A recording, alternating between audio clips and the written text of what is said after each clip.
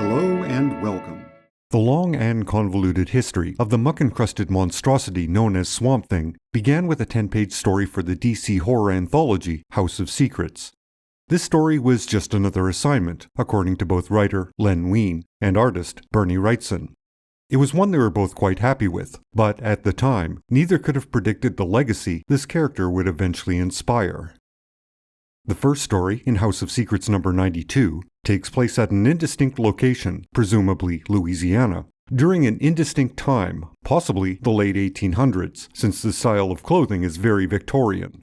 We meet the couple, Alex and Linda Olson, as well as their close friend, Damien. Unfortunately, Damien is infatuated with Linda, so he rigs Alex's laboratory to explode in an effort to kill off his romantic rival. This fails somewhat, and Damien is forced to drag Alex outside and dump his unconscious body into a swamp, killing him off for good. Or so he thinks. Following Alex's funeral, Damien makes his moves on Linda, but she is not receptive to his romantic advances. When this attempt at seduction fails, Damien naturally decides he needs to kill Linda before she figures out he killed Alex. Before Damien can carry out this evil plot, Alex returns from the dead as a muck-encrusted monstrosity and saves Linda. He then kills Damien and wanders away, saddened by his new state of being. While well done, it is a pretty standard twist-ending comic book horror story. However, it worked well and resonated with the audience for a few reasons. The first reason is obvious. Bernie Wrightson's artwork meshes perfectly with the tone of Len Wein's story. It's an example of two creators being perfectly aligned and absolutely nailing the task at hand. It comes off as a piece of work they were both truly invested in, despite it being just another story they had to finish that month so they could pay the rent. However, the personal nature of the story is reflected in the artwork. Bernie Wrightson modeled the hero after himself. The love interest was the unknown writer Louise Simonson, and the villain was the upcoming artist Michael Kaluta. The second, less obvious reason is that the Comics Code Authority had relaxed their restrictions towards content. This is why, during the early 70s, one sees a resurgence of horror titles from Marvel and DC. This genre was practically extinct for 20 years, and the audience was ready for darker content. These two factors, and a haunting cover by Bernie Wrightson, made that one issue of House of Secrets the best-selling comic for DC the month it was released. The publisher believed this Swamp Thing could make an equally best-selling ongoing title, so Len Wein was asked to write further adventures involving this character. Wein declined, not wanting to spoil the unique story he and Wrightson had put together. However, almost a year later, Wein would realize that he could take the concept and create something similar, but entirely unique. Basically, if he approached Swamp Thing from a different angle, he could leave the original story untouched and go in a direction that explored the nature of the character. Wein contacted Wrightson and got him on board with doing a regular, ongoing series. Then Wein approached DC with the idea. It was approved, and Swamp Thing became a bi-monthly series in late 1972. Now, the reason the original story was titled Swamp Thing was not because of the monster in the story.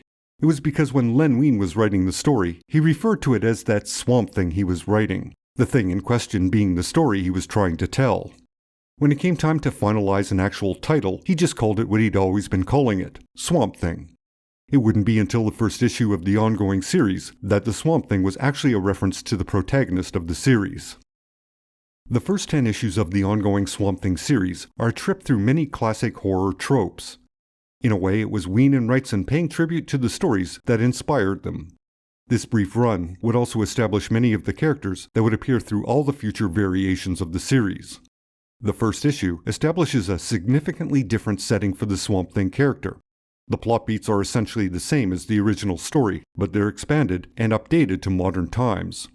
The story is about Alec and Linda Holland, both of whom are doctors doing research in biorestoration, which is the ability for plant life to flourish in harsh conditions.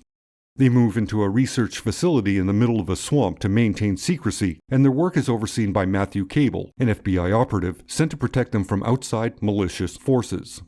One such force, the Conclave, locates the Hollands and tries to obtain their research. The Hollands reject their offer, and this leads to the Conclave blowing up the lab. Alec is caught in the explosion, but he lives long enough to run into the swamp and plunge his burning body into the muck. Weeks later, after a funeral for Alec, Linda meets a similar deadly fate. Alec Holland, now resurrected as the Swamp Thing, takes out his revenge on the Conclave. The story ends with Matthew Cable swearing to hunt down the Swamp Thing, believing he was responsible for the deaths of his best friends, Alec and Linda Holland. The second issue is an Island of Dr. Moreau tribute. It's also the first appearance of the major antagonist that will endure through all variations of the Swamp Thing series, Anton Arcane. Arcane is obsessed with gaining immortality, and he's created a horde of creatures called the Unmen. His goal is to create a perfect host to exist within forever. Arcane sets his sights on Swamp Thing to be that perfect host. Needless to say, this doesn't work out so well for him. The third issue is a Frankenstein homage, with Anton Arcane's brother, Gregory, taking on the role of the monster.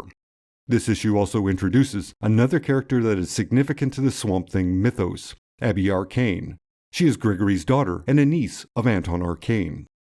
The fourth issue is a Wolfman homage, and the fifth issue is a tale about witchcraft. The sixth issue is an oddball science fiction tale. The next issue features Batman, mainly to establish that Swamp Thing is a part of the mainstream DC universe, and because Bernie Wrightson wanted to draw Batman. This issue also brings the Conclave subplot to a conclusion. The eighth issue is a straight-up Lovecraft-inspired story.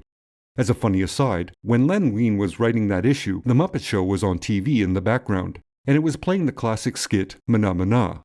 After hearing these nonsensical lyrics, Wein decided that's what he called the monster in the story.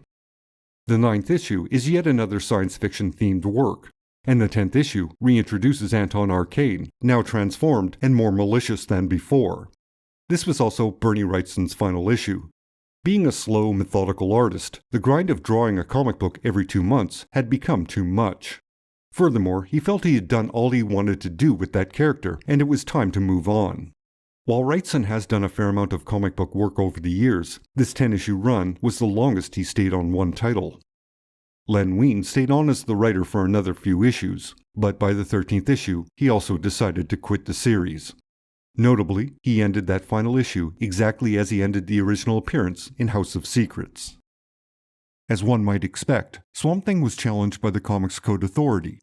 The restrictions had relaxed enough to allow titles of this nature, but the Comics Code challenged one specific aspect of the comic book, the fact that the Swamp Thing was naked. The creative team had to attend a meeting with the Comics Code where they displayed the artwork proving that Swamp Thing had no discernible genitals. More to the point, he was always in shadow, so there was no way to tell what, if anything, he was packing. However, the argument that swayed the Comics Code was the fact that the Swamp Thing was a plant. He was, basically, a tree in the shape of a man. Since trees are naked in comics, it follows that this walking tree should also be naked. And this argument worked. The Comics Code allowed Swamp Thing to remain naked throughout the series, although it is worth noting that he always had a heavy shadow on his crotch. This was likely done to ensure the Comics Code didn't change their stance on Swamp Thing's nudity. The Wein and Wrightson run on Swamp Thing is considered to be a classic example of modern comic book horror. The character is generally morose, and the settings have a very gothic look despite taking place in modern settings. It's highly anachronistic and very successful at feeling both modern and Victorian at the same time. It's a series that feels much darker than it actually is, and that's because it maintains a consistent tone of gloominess throughout. A lot of that likely has to do with Wrightson's artwork, which always evokes a sense of darkness and mystery. Which isn't to suggest that Wein's writing was irrelevant to the series. Wein shaped the mood Wrightson was illustrating, and he maintained a coherent voice for the character. While the heavy atmospheric lifting was done by Wrightson, Wein made sure the writing organically merged with the images. The writers and artists that followed Wrightson and Wein on Swamp Thing did solid work, and their stories were decent, but sales of the series began to steadily decline once the original creative team departed. In a radical move to save the title from cancellation, it was decided to make Swamp Thing a straightforward superhero. The final 2 issues of the first series were devoted to that concept. Swamp Thing returns to his home to discover his never-before-mentioned brother, Edward Holland. Edward is, allegedly, more of a genius than Alec, and he decides to cure his brother of his swamp affliction. The cure itself is questionable. Edward decides to recreate the accident that originally turned Alec into Swamp Thing, the logic being that repeating the process will reverse the process. which is a lot like taking a shot of cyanide, then taking another shot of cyanide to prevent the effects of cyanide poisoning. Regardless, this approach actually works. Swamp Thing reverts back to his fully human form, Alec Holland.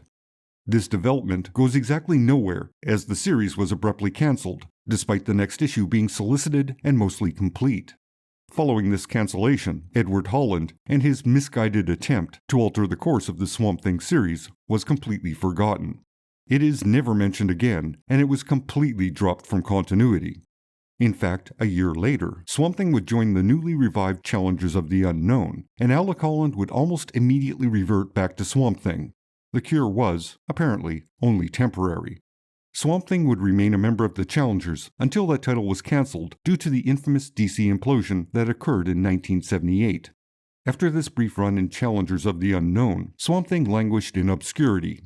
He did make 2 appearances in the team-up books DC Comics Presents and The Brave and the Bold, but for the most part, the character was well on its way to becoming a dead property. This fate would dramatically change in a few years' time. The series would be revived to take advantage of a movie based on the character. It would then become an example of mature storytelling and ensure the character's place within the DC universe.